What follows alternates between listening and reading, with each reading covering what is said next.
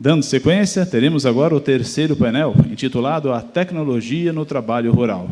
Para coordenar os trabalhos, o advogado trabalhista, conselheiro regional de prerrogativas da OAB São Paulo, Dr. João Carlos Pereira, que assume a palavra. Boa tarde a todos. Primeiramente, peço licença aos ilustres painelistas para, como membro da comissão organizadora deste congresso, agradecer a todos os presentes por confiar e apoiar no nosso ambicioso projeto de trazer um evento dessa magnitude para o interior do estado de São Paulo e para a nossa cidade de Marília. Quero agradecer a confiança do Tribunal Regional do Trabalho da 15ª Região, na pessoa do nosso presidente, desembargador Samuel Hugo Lima, em nome de quem agradeço a todo o pessoal do TRT-15, indistintamente, não vou nominar para não cometer injustiça. Quero agradecer imensamente ao magnífico reitor dessa universidade, da minha casa, por qual eu fiquei 9 anos nas carteiras, e agora voltei, e tenho a honra de estar compartilhando o mestrado com o desembargador Giordani, Em nome do magnífico reitor, eu quero agradecer a todos desta universidade. Também não vou nominar, porque foram inúmeras pessoas envolvidas neste projeto. A todos que confiaram, a todos que nos auxiliaram, a todos que vieram nos apoiando.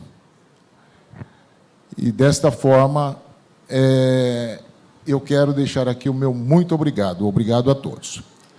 Pois bem, seguindo com o nosso conclave, tenho a honra de estar ladeado por ilustres autoridades e profundos conhecedores da temática que ora será discorrida.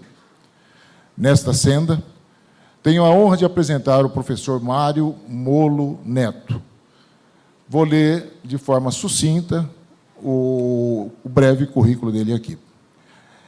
O professor Mário Molo Neto é livre-docente em circuitos digitais pela Universidade Estadual Paulista, Júlio de Mesquita Filho, Unesp. Possui doutorado em Engenharia de Biosistemas pela Universidade Estadual de Campinas, doutorado em Engenharia Agrícola na área de Construções Rurais e Ambiência pela Universidade Estadual de Campinas, mestrado em Engenharia de Produção pela Universidade Paulista, Unip, graduação em Engenharia Industrial, modalidade Eletrotécnica pela Universidade São Judas Tadeu. Atualmente, é professor associado do curso de Engenharia de Biosistemas da Faculdade de Ciências e Engenharia e vice-diretor da Universidade Estadual Paulista, Unesp, em Tupã. Os seus estudos e pesquisas realizadas abordam os seguintes temas: ciência da computação, sistemas de informação, tecnologias da informação e comunicação, engenharia elétrica e eletrônica, engenharia de produção, planejamento e controle de produção, processos de gestão, sistemas de automação e controle de redes produtivas. Realiza orientação para alunos doutorandos, mestrandos e da iniciação científica. Tem 18 anos de experiência no magistério superior, de graduação e pós-graduação, e 29 anos de experiência profissional na área de pesquisa. Professor Mário Molo Neto, a palavra está com o senhor. Boa tarde a todos. Antes de mais nada, quero agradecer a honra pela acolhida nesse evento tão importante, e posso dizer, um pouco diferente do meu costume de público, porque eu normalmente me dirijo ao pessoal da engenharia. Então, hoje, temos um público completamente diferente. Agradeço pela oportunidade de poder estar falando para vocês. Espero poder trazer informação interessante e que seja de bom proveito. Quero cumprimentar os colegas da mesa, todos que já foram nominados também. Agradeço a acolhida da universidade, que também nos deu todo esse conforto, e espero poder retribuir a todos. Muito obrigado. Muito bem. Iniciando o trabalho, quero apresentar o tema da nossa apresentação, que é a tecnologia no trabalho rural. Então, de partida, temos um programa que vai passar diretamente pelos objetivos, vou apresentar a vocês, e colocar a questão da chegada da automação e das tecnologias de informação e comunicação no campo. Tudo que foi chegando desses dispositivos para o campo, em que momentos e quais os impactos positivos e negativos da implantação dessas tecnologias para os trabalhadores do campo. Vou mostrar alguns obstáculos que fazem com que essas tecnologias não entrem imediatamente e as questões sobre a mecanização e o trabalhador do campo. Quais as mudanças que são necessárias para esse trabalhador, para que ele possa se adaptar a essas novidades. Digamos que seria um dos mais fortes impactos.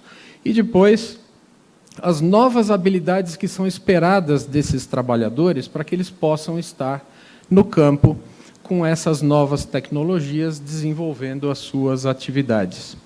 Temos aí um cenário para o futuro e as conclusões. De partida, o objetivo, então, hoje é discutir a introdução de todas essas tecnologias de informação e comunicação, mais as automações que são inseridas no setor rural, para buscar atender a todos os impactos por elas gerados para esses trabalhadores. Muito bem. Essa questão das mudanças no setor agrícola que vem acontecendo, já vem a longa data. Temos aí, desde dos idos de 1950, quando a agricultura iniciou com os trabalhos de interações entre a mão de obra, melhoria de produtividade, procura de aumento de produção, porque sempre se buscou aumentar a quantidade de alimentos a serem fornecidos para a população. Houve um salto, mais ou menos em 1960, onde começou a mecanização, e essa chamada Revolução Verde trouxe algumas questões de melhoramento genético de algumas das sementes, das plantas, e isso trouxe novos avanços. Tivemos um salto depois, em 1990, quando iniciaram os trabalhos com biologia, onde iniciou também o trabalho com agricultura de precisão, onde começou a se buscar a possibilidade de aprimorar as questões de trabalho de medição, trabalho de acompanhamento, registro de dados dentro das nossas culturas. Depois, um novo salto a partir de 2015, onde chegaram as questões da agricultura 4.0, que já inseriram as questões da computação em nuvem, que já começaram a armazenar todos esses grandes números de dados e disponibilizá-los por intermédio da internet, para que se pudesse melhor planejar e gerir os sistemas produtivos. Muito bem, e agora temos um novo salto. A nossa era atual, ela já considera a introdução, por exemplo, da inteligência artificial, sistemas especialistas, trabalho com Big Data e outras tecnologias muito mais profundas que nos ajudam a aprimorar a produção. Muito bem. Então, esses trechos todos de evolução mostram que todos esses ciclos de mudança entre a agricultura, desde a 1.0 até a 5.0, todas são atreladas a alguma questão de indústria ou algum grupo de grandes interesses que fazem, de cima para baixo, chegar uma tecnologia até o campo. Num segundo momento, nós temos uma transição para a agricultura digital, onde instituições também do setor público vêm a apoiar essa geração e difusão da tecnologia no campo. O Ministério da Agricultura, Pecuária e Abastecimento, o MAPA, ele se destaca como um dos principais articuladores dessa inserção. Ou seja, para que possa haver uma política nacional de incentivo à agricultura de precisão e à inserção dessas novas tecnologias. E muitas indústrias privadas, entidades privadas, estão investindo grandes volumes de dinheiro para que isso aconteça. Depois temos outros setores também, como, por exemplo, a pesquisa. A Embrapa vem desenvolvendo muita pesquisa para essa área, a Sebrae vem ajudando também para a estrutura de gestão, e a Agritechs, que são novas empresas que estão desenvolvendo tecnologias para o campo. Então, tem uma série de benefícios que são encontrados com essas inserções. Temos benefícios e também temos alguns problemas que precisam ser encarados. Então, como vocês podem ver, eu já inseri nesse slide algumas questões que são as áreas da Agenda 2030 da ONU, na qual a agricultura de precisão, a inserção de tecnologias vem ajudando nessa questão de atingir os objetivos do desenvolvimento sustentável, nos quais vão ajudar, inclusive, as pessoas a estar passando por toda essa fase de adaptação que é necessária. Muito bem.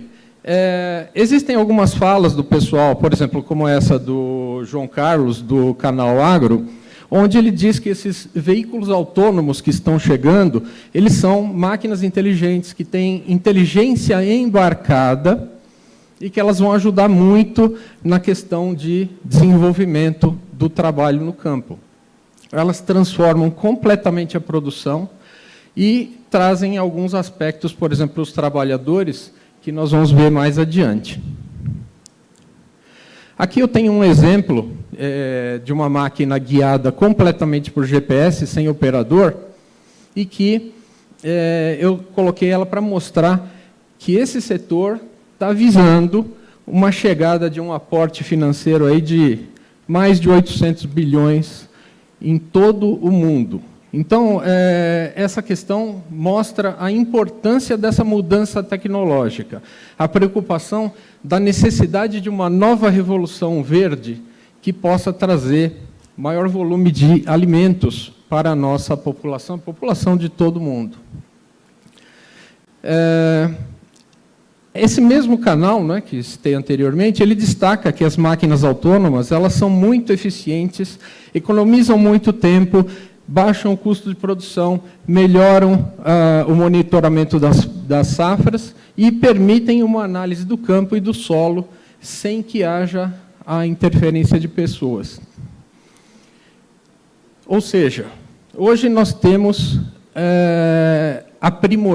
estamos aprimorando as tecnologias de coleta de dados com todas as tecnologias novas que aparecem de inteligência artificial.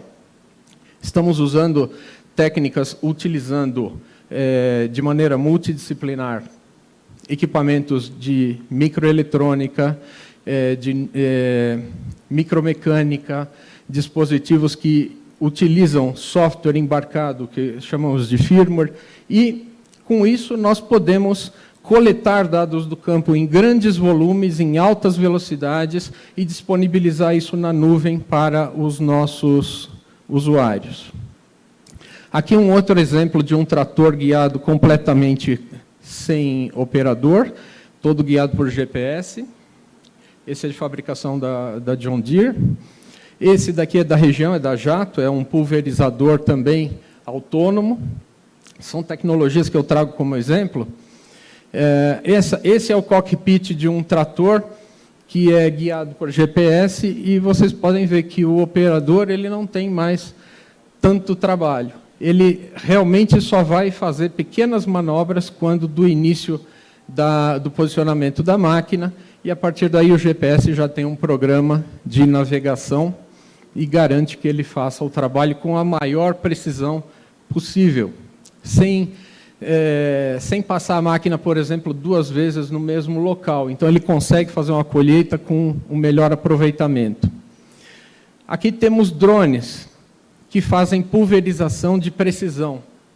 Isso foi uma mudança bastante importante, porque, por exemplo, existem contendas entre alguns sitiantes. Então, por exemplo, em algumas... Imagine o pessoal que produz cana-de-açúcar. Eles têm normalmente as aeronaves que fazem a pulverização dos defensivos ou dos pesticidas. E o vento normalmente carrega, nós chamamos isso de deriva, carrega esses produtos e acaba por depositar em fazendas vizinhas. Então, em Bastos, por exemplo, nós temos um caso bastante importante em que a deriva traz o pesticida do canavial e ele cai nas amoreiras, que vão atender como alimento para o bicho da seda. E quando o bicho da seda consome a folha da amoreira, ele vem a falecer, e isso faz com que a gente tenha uma perda de produção, principalmente no que é o lucro da empresa que produz, que no caso é a Bratac, que produz o fio da seda. Então, para que vocês entendam a importância, a Bratac aqui no nosso hemisfério sul é a única produtora de fio de seda, e o fio de seda que sai de Bastos tem a qualidade suficiente para ser o primeiro e o preferido no Japão, para fabricação de vestimentas e outros usos específicos. Então, esse tipo de disputa que acontece com o pessoal dos canaviais e com o pessoal da criação de amoreiras, isso é um caso que gera bastante discussão, e a pulverização de precisão ajuda muito. Bom, passar rapidamente, drones. Nós temos sensores nas plantações, temos robôs em casas de vegetação, robôs para colheitas, robôs de todos os tipos, inclusive para que se possam fazer colheita de precisão e também para controlar pragas. Temos sistemas de arraçoamento automático, ordenha automática, robôs de ordenha. Então, inclusive criação de suínos e para controle de pragas em plantação, onde nós vamos estar, sem precisar pulverizar, buscando os insetos. Bom, sistemas de controle, toda a parte de tecnologia digital, e isso traz benefícios. Os benefícios que chegam com a agricultura 4.0 ou 5.0, eles são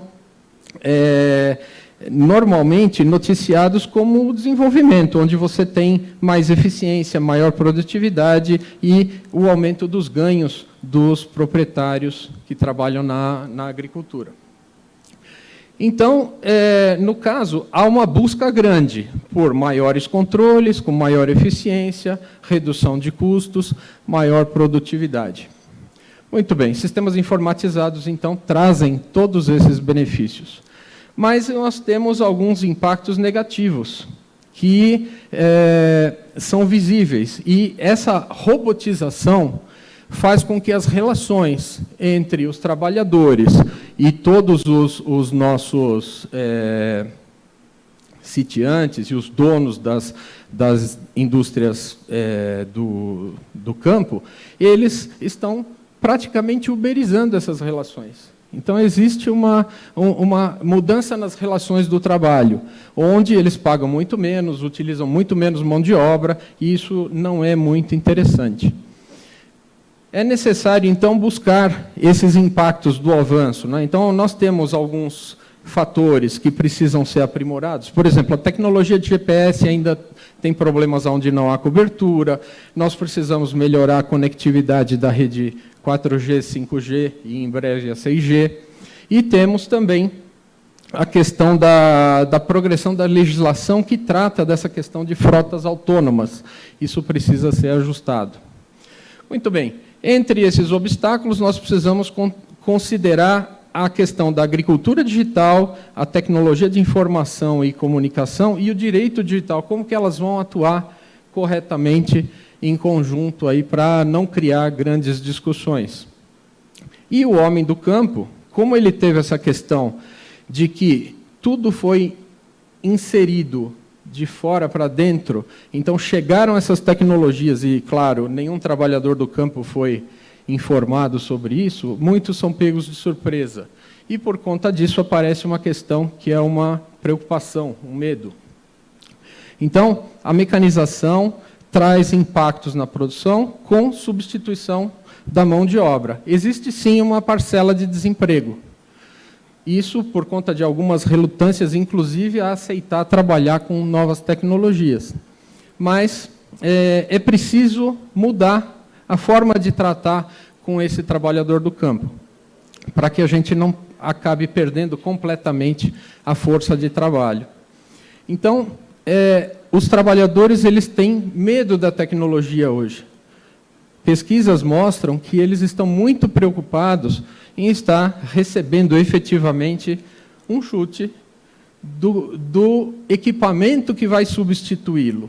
E não necessariamente tem que ser visto dessa forma. Então, se essas máquinas vão substituir o ser humano, é preciso que exista um novo pensamento. E já existe uma fala em que, antes, com aquela preocupação do êxodo rural, né, o pai chegava para o filho, filho, você precisa sair do campo para poder se aprimorar e ganhar dinheiro. Hoje não. Se ele se preparar hoje, ele pode estar no campo e pode gerar muita renda, pode ter uma mudança na sua vida, mas isso mediante formação. Então, uma forma de mitigar essas questões que a tecnologia está trazendo e são por meio da formação. Ou seja, são necessárias novas habilidades e competências para que se possa ocupar esses novos postos de trabalho que estão surgindo. Então, é necessário olhar para esses profissionais de uma maneira que eles entendam a necessidade de estar mudando o seu entendimento, a sua formação e criando uma maneira diferente de investir na sua carreira para trabalhar com as novas tecnologias. Então, antes, o que era necessário no campo, como aptidões básicas, habilidades básicas, já começaram a aparecer novas necessidades de habilidades multifuncionais, que todas essas permitem que se utilize melhor a tecnologia da informação e comunicação e que eles estejam prontos para, dentro da atividade rural, sair de uma atividade laboral extremamente pesada para uma atividade que usa mais o cérebro, que utiliza mais os seus conhecimentos e que permite ter um recebimento de salário melhor. Então, isso é uma mudança que precisa acontecer para que se evite um novo tipo de êxodo rural, que seria relativo à negação do uso da tecnologia. Então, precisamos evitar isso.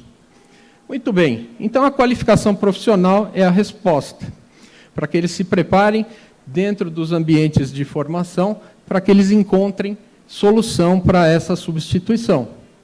E, a partir daí, também trabalhar com os gestores, para que eles conheçam todas essas atividades. E, claro, atendendo a todas as questões que nos permitam desenvolver os objetivos de desenvolvimento sustentável. Ou seja, para que dentro de uma nova transformação verde, nós possamos, principalmente aqui, eu chamo a atenção ao ODS 2, que é fome zero no mundo, vamos dizer, é buscar com que se faça um aumento de produção para que se possa ter qualidade na produção de alimentos, para que se possa levar isso para todas as pessoas do mundo e, claro, com segurança, com mais trazendo muito mais benefício para a população. Então, a ONU nos direciona também em algumas dessas questões. E eu trouxe uma frase para que a gente possa pensar um pouquinho, principalmente quem lida com essas questões trabalhistas, é que um sociólogo chamado Domenico De Masi, ele trouxe essa frase: a principal vantagem da tecnologia é que dispensa o homem da necessidade de trabalhar. Essa é a grande transformação, o presente que ela deixa. Então, precisamos pensar um pouquinho nesse presente e verificar se realmente é aquilo que se espera. Muito bem. Então, como conclusões, eu digo que os temas abordados, eles nos permitem ver que existe essa introdução, é um caminho sem volta das tecnologias todas, mas que existe a necessidade de mitigar esses impactos negativos que aparecem, principalmente para os trabalhadores do campo, e independente da lucratividade que se traz, da qualidade de vida que isso possa trazer, nós precisamos buscar outros investimentos em formação para que se possa chegar no benefício final. Então, já também deixo a informação de que os problemas estão muito longe de terminar, e eu espero que isso seja uma nova semente para que se pense na substituição que precisa ser feita, na formação dessas pessoas, para que elas não sejam hoje, por exemplo, um cortador de cana, que será substituído por uma cortadora de cana mecanizada, e que isso não acabe com a sua vida de trabalhador, que ele possa se preparar para esse impacto. Essa é a mensagem. Eu agradeço a todos a oportunidade mais uma vez, e tenho meu e-mail. Depois, se vocês tiverem alguma dúvida, precisarem de mais alguma informação, estou às ordens. Muito obrigado.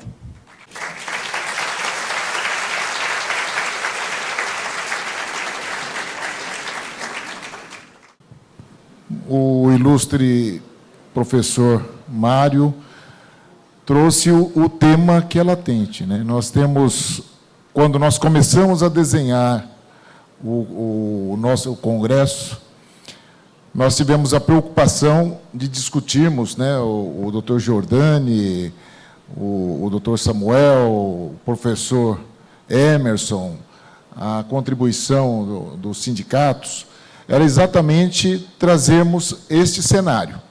Embora, como o professor disse, que não veio para tratar de assuntos relacionados à justiça do trabalho, mas tínhamos que trazer a respeito das novas tecnologias. Durante muito tempo, o campo era representado como antiquado. Hoje o cenário é outro, né? E linkando, inclusive, com a palestra de abertura deste conclave, fica bem interessante, porque o desafio está lançado. Não temos como recuar. As novas tecnologias estão aí, a inteligência artificial, por mais que assuste, veio para ficar. Então, o que nós temos é que nos adequarmos à justiça do trabalho, à defesa do trabalhador, à defesa do posto de trabalho, mas linkando com a palestra de abertura, nós temos uma resposta, porque a preocupação era exatamente a falta de mão de obra no campo. Esta é a preocupação que foi posta na palavra do orador desta manhã. E aqui, trazendo para as novas tecnologias do campo, é exatamente o caminho inverso, porque ele disse que os filhos dos agricultores não querem ficar na terra, não querem ficar no campo, estão migrando, estão indo para a cidade.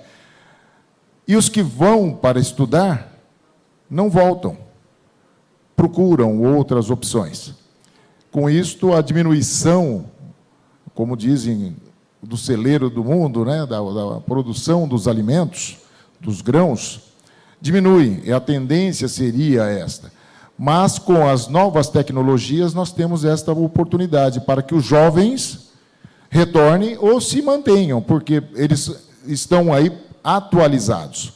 Nós temos um exemplo clássico, um exemplo fantástico, local, regional. Foi mencionado a indústria Jato, que está aí com a produção e alta tecnologia, maquinário de última geração, mas eles têm a Fundação Sunji Nishimura, que prepara esses jovens que vêm, eles trazem, junto com a fundação, e preparam esses jovens para manejar, para utilizar esses novos maquinários. Significa que a nova tecnologia no campo vem para aumentar a produção, para termos mais alimentos e vamos manter os postos de trabalho no campo. Então, este é o equilíbrio. Então, o ponto foi muito bem colocado, linkando com a palestra da manhã, o professor ainda não estava aqui, mas foi de uma colocação precisa e brindou a todos. Eu tenho certeza que todos sairão com as informações que sempre buscaram e também para tirar esta questão da dúvida e a preocupação com as novas tecnologias. Pois bem,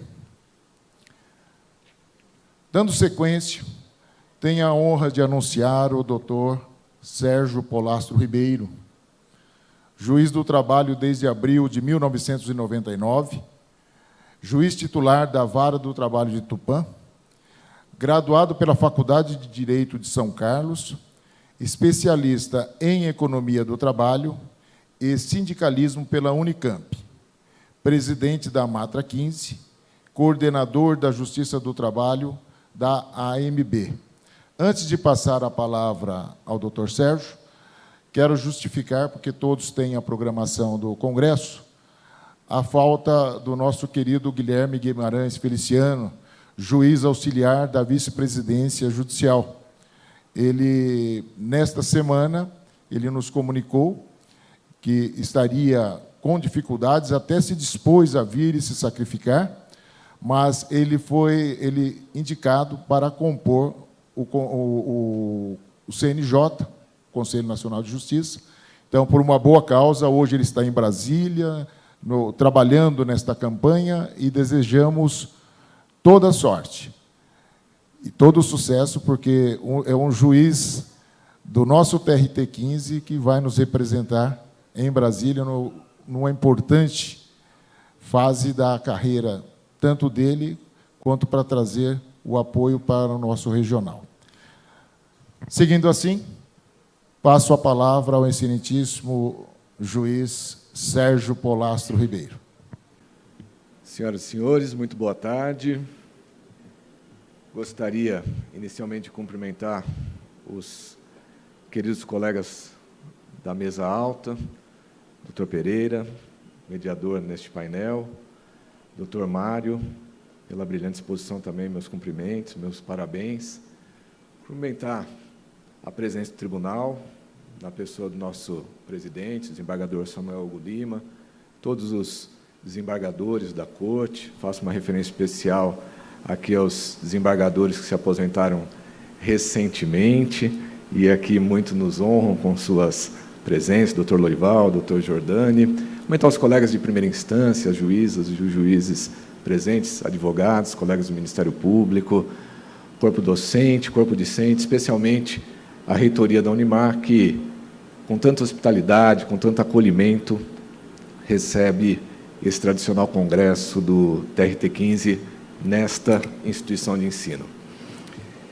O desafio aqui é muito grande. Eu dividia esse painel com o professor Mário, especialista no assunto da área da engenharia, e com o querido colega Guilherme Feliciano, que, reforçando as palavras do Dr. Pereira, pediu que eu mandasse, essa saudação a todos e que ele queria estar muito aqui.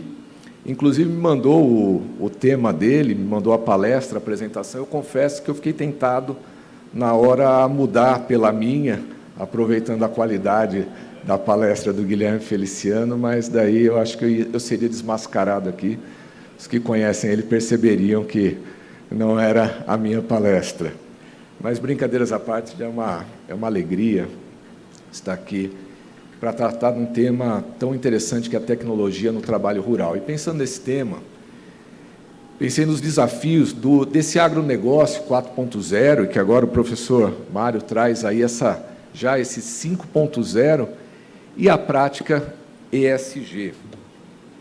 Deixa eu ver onde muda aqui esse trem. Quero aproveitar também e cumprimentar os advogados, o pessoal do sindicato, tanto patronal como rural, de Tupã e adjacências, Bastos, vejo muitos aí também na plenária. Meus cumprimentos aí são os nossos jurisdicionados na Vara do Trabalho de Tupã. Falar rapidamente de alguns dados para mostrar a força e a pujança do agronegócio no estado de São Paulo. A gente tem que pensar que a agricultura não é algo novo. Nós, pelo menos, falamos aí, talvez em 8.000 anos, a agricultura fez o nômade se fixar na terra. Os povos nômades andavam, mas aí, através da agricultura e do desenvolvimento, o homem começou a se fixar no campo, e de lá para cá, muita evolução em termos de métodos, tecnologias, enfim. E nós estamos aí em 2023, nessa nova geração do agronegócio e da agricultura.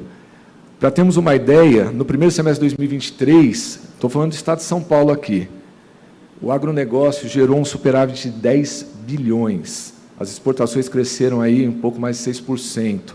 As importações de insumos, etc., 5,3% o aumento.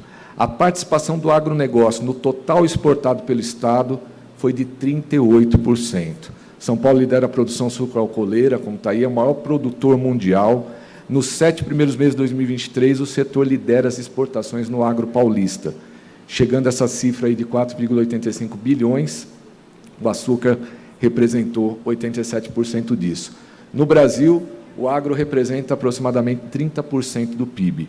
Então, nós podemos dizer que tanto o Estado de São Paulo como o nosso país tem uma vocação para o agronegócio. E essa agricultura, que tem todos esses milhares de anos, sempre enfrenta muitos desafios. Hoje eu ouvi o desembargador Rossal falar da preocupação com a queda da população, mas uma grande preocupação da agricultura é justamente o aumento da população. Nós estamos aí com 7 bilhões, indo para 8, já se fala talvez em torno de 9 bilhões daqui a 25 anos. Então, o mundo nunca teve tanta gente assim. E além desse crescimento populacional, tantas bocas a alimentar, e são muitas, e a gente percebe a dificuldade disso, acabamos de sair de uma pandemia, e vimos uma massa invisível que apareceu na pandemia pedindo auxílio emergencial, nada menos do que 35 milhões de pessoas, doutor Jordani, aqui no país. Essas pessoas foram buscar, durante a pandemia, socorro para se alimentar. 35 milhões, isso daí é um número muito maior do que vários países, 3 vezes maior do que vários países do mundo. Então, o desafio populacional, ele é um desafio para o agronegócio. Em torno de 2050, como eu disse, imaginemos aí 9 bilhões de habitantes do planeta Terra. As mudanças climáticas impactam diretamente. Os hábitos de consumo mudam também. As pessoas mudam a sua base alimentar. Hoje, nós não temos a mesma dieta que o homem tinha 100 anos atrás. Isso tudo vai mudando essa cadeia do agronegócio. E sem falar os estados, as leis, o protecionismo, as práticas anticoncorrenciais. Tudo isso influencia nesse ambiente negocial. E esses desafios, hoje, se fazem presente, e a tecnologia vem tentando trazer o quê? Uma resposta para esses desafios. E aí eu pergunto para vocês, quando a gente pensa num trabalhador rural, qual o perfil que vem na nossa mente? Esse senhor aí com o chapeuzinho de palha, ou aquele rapaz com um tablet na mão, de óculos, uma camisa de botão? Qual que é a ideia que a gente tem do trabalhador rural?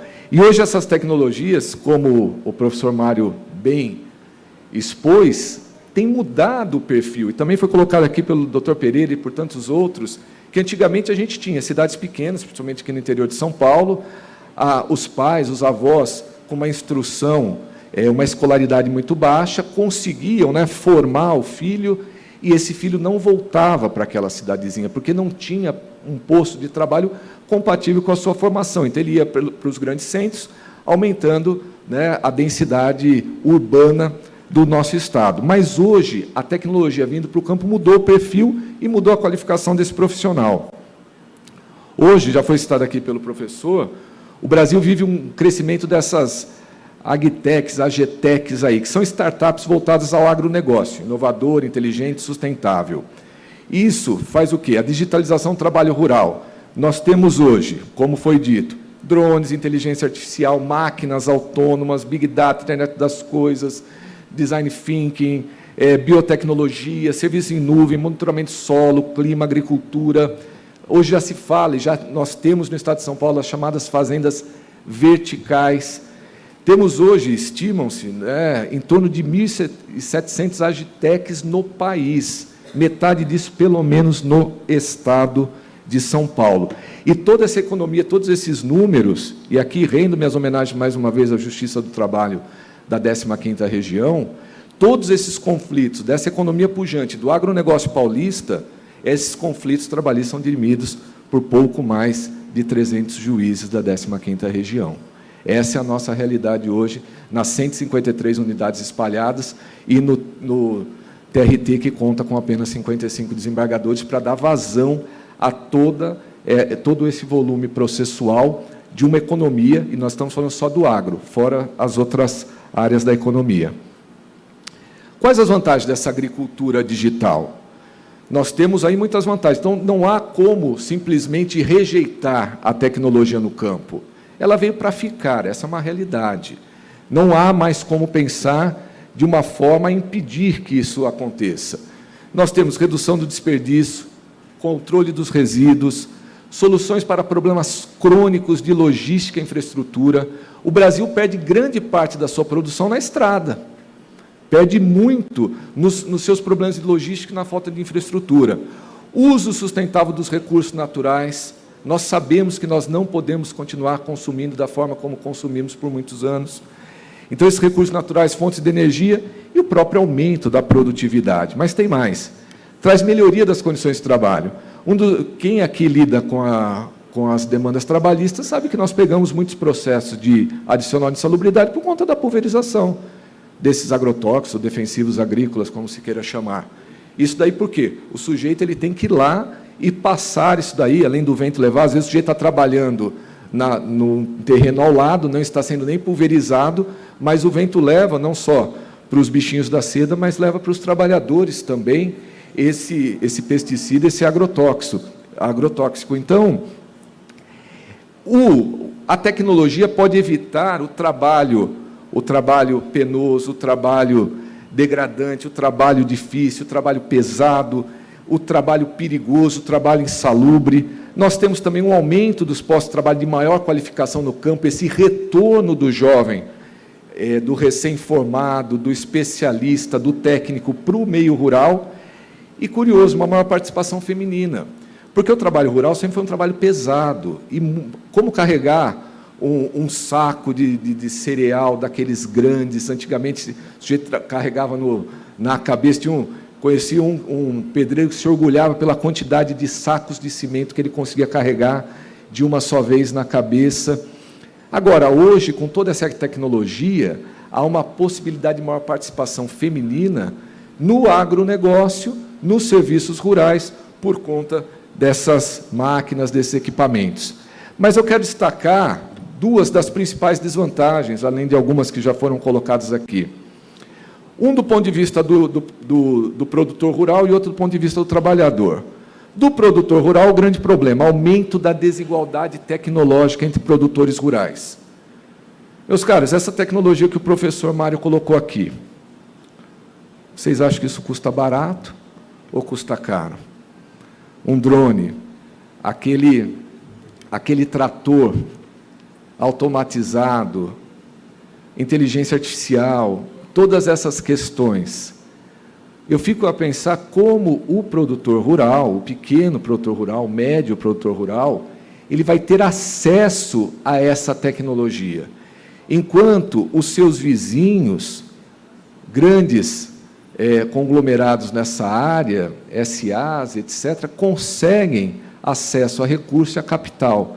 Isso, a médio e longo prazo, pode fazer que você tenha uma propriedade rural ainda na agricultura 2.0, 3.0, 0.0, enquanto a outra já está avançando para 5, para 6, etc.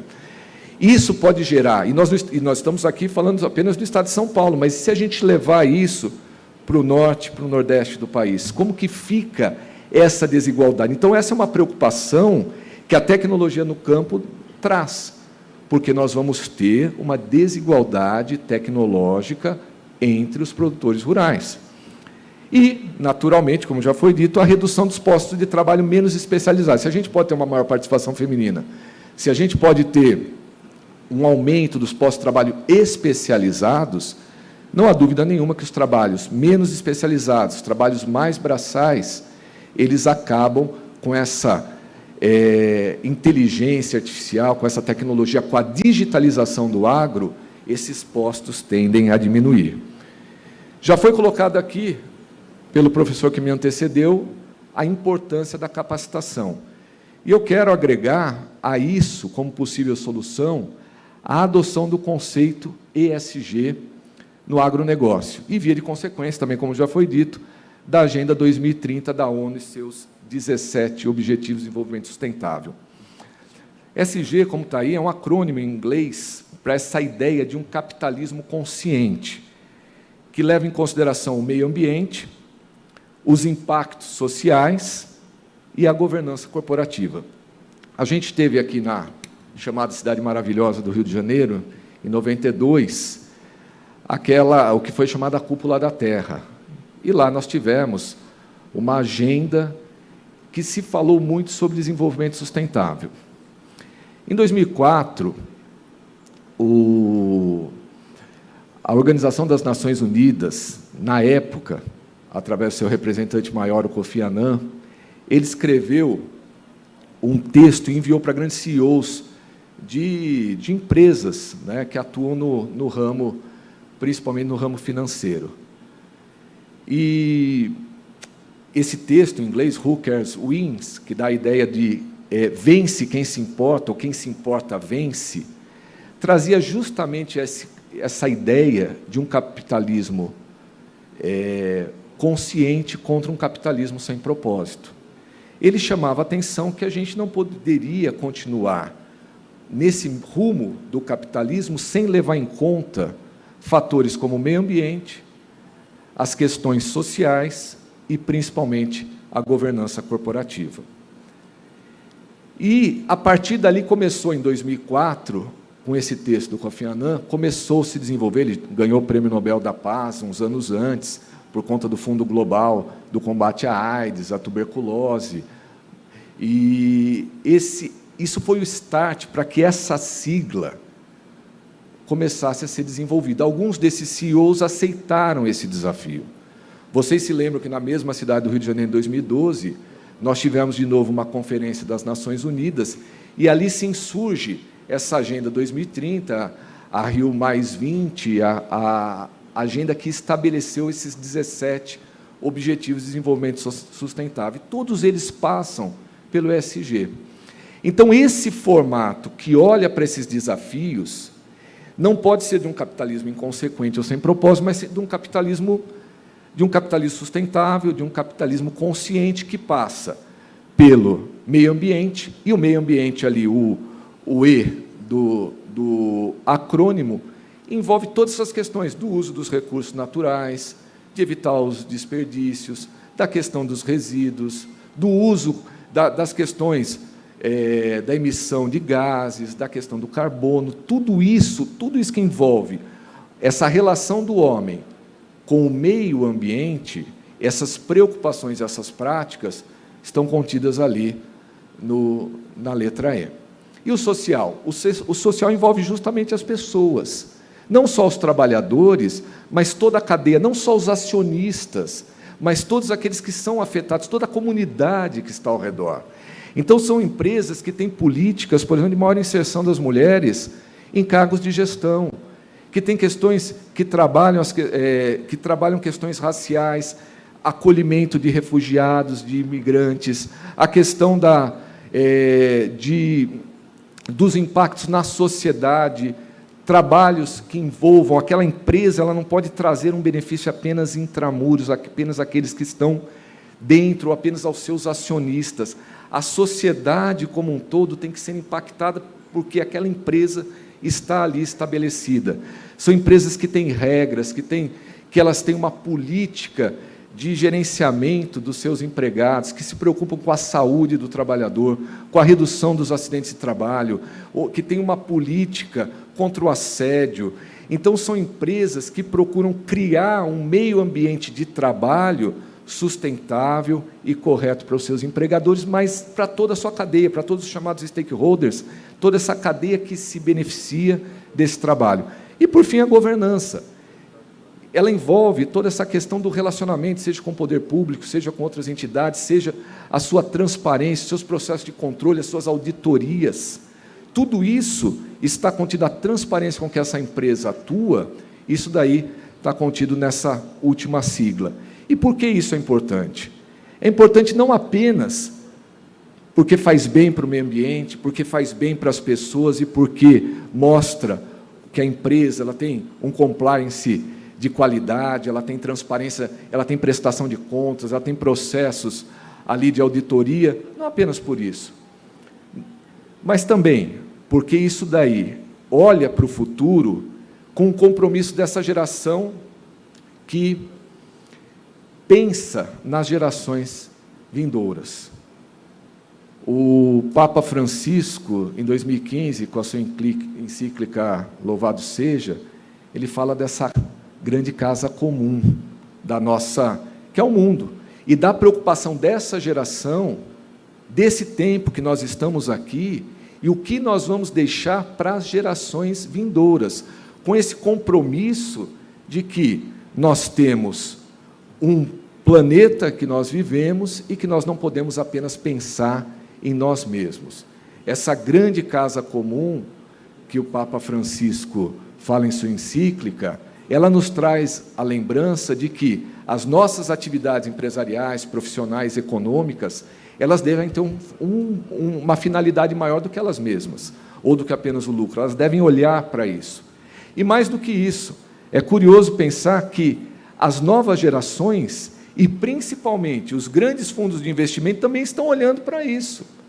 Tem até uma frase que diz, olha, se você acha que aplicar o ESG é caro, experimente não aplicar. Porque essas empresas que hoje deixam de olhar para o meio ambiente, que deixam de olhar para as questões sociais, que não têm uma boa prática no trato com todos aqueles que se relacionam do ponto de vista dos direitos humanos, das relações sociais, e que não têm processos de transparência, não têm prestação de contas, não têm finanças claras, essas empresas tendem a ser excluídas do mercado. Então, para a questão da própria sustentabilidade dessas empresas, desses negócios, a agenda ESG acaba sendo fundamental. Então, hoje, não é apenas porque existe uma legislação trabalhista, as empresas precisam aprender a ir além da legislação trabalhista. A legislação trabalhista ela traz um marco mínimo para que aquela atividade funcione com qualidade. Mas as empresas não podem se limitar a isso. Não podem se limitar àquilo que a lei diz em termos de práticas anticoncorrenciais ou de transparência. Elas devem ir além. Elas não podem apenas cumprir o que diz nas leis ambientais, elas devem ir além. E mais, e quando a gente fala da dificuldade... Quando a gente fala da dificuldade dos pequenos empresários ou dos empresários rurais a terem acesso às tecnologias, nós precisamos lembrar que muitas leis de crédito rural hoje, elas dependem, e para que esses investidores, inclusive internacionais, coloquem dinheiro e invistam nesses negócios, certamente essas empresas, esses grupos vão procurar investir o dinheiro em empresas que tenham esse perfil de sustentabilidade. E isso faz com que toda a sociedade, então, quando você tem uma preocupação social, você tem formação, você tem capacitação, você tem preocupação com aquela sociedade onde a empresa está inserida, e isso gera um crescimento e agrega valor para toda aquela comunidade onde esse agro está desenvolvido. E essa é a preocupação que eu espero que nós tenhamos dentro dessa grande casa comum que vivemos, o mundo. E encerro com uma reflexão, já estourando meu tempo aqui, para uma reflexão descontraída de que um casal, em torno de 60 anos, passeava no final de semana na praia e eles encontram uma lâmpada. E não custa tentar, né? E sai o gênio e pede dá direito a eles um pedido para cada um. E a mulher pensa na família, pensa no marido e fala, olha, eu quero um tempo de qualidade com meu marido, quero viajar o mundo com ele. E prontamente ele atende o desejo, aparecem as passagens, hotéis, por todos os lugares, tudo ali, todos os pacotes inclusos. E aí o marido pensa e fala assim, bom, já que eu vou aproveitar tudo isso dessa volta ao mundo, pede para o Gênio, eu quero uma mulher 30 anos mais nova do que eu. E o Gênio prontamente transforma ele num senhor de 90 anos. Então, com isso, que a gente não olhe apenas para os nossos interesses, a gente perceba que existe alguém do outro lado, que existem aqueles 35 milhões que a gente não via e que apareceram na pandemia, que a gente pense que esse país, essa nação, esse mundo, esse planeta vai ficar para os nossos filhos, para os nossos netos, para os nossos bisnetos, e o que a gente faz agora vai influenciar na vida deles no futuro. Que possamos ter o desejo do gênio da lâmpada correto, olhando com alteridade para o próximo. Muito obrigado. Ficam aqui os meus contatos.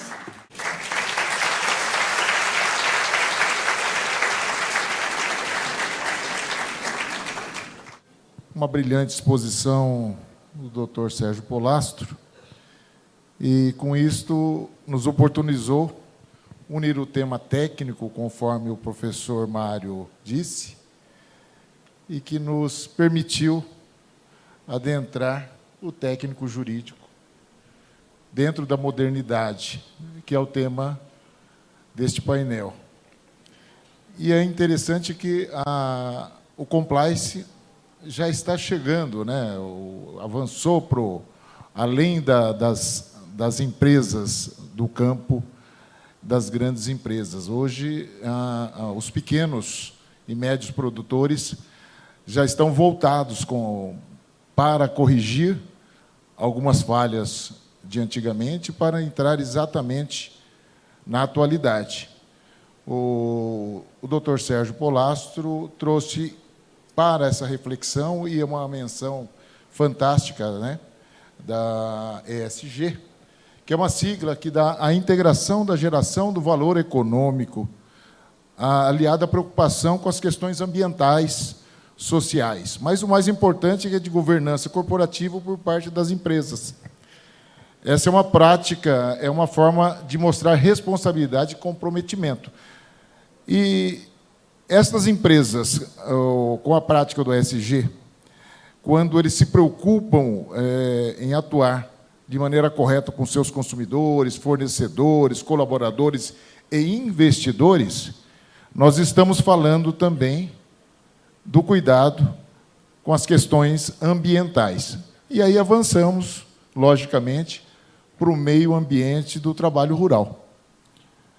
E é benéfico. Então, a modernidade vem, e a exigência vem, o mercado exige, e as empresas do agronegócio, ela tem que se adaptar e trazer, com isso, trazer a segurança e um meio ambiente saudável ao trabalhador. Parabéns ao Dr. Sérgio Polastro pela brilhante exposição, ao professor Mário, que também nos brindou com importantes informações, nos trouxe importantes pontos que devemos considerar com a modernidade, e dou por encerrado este painel e devolvo a palavra ao Roberto do cerimonial.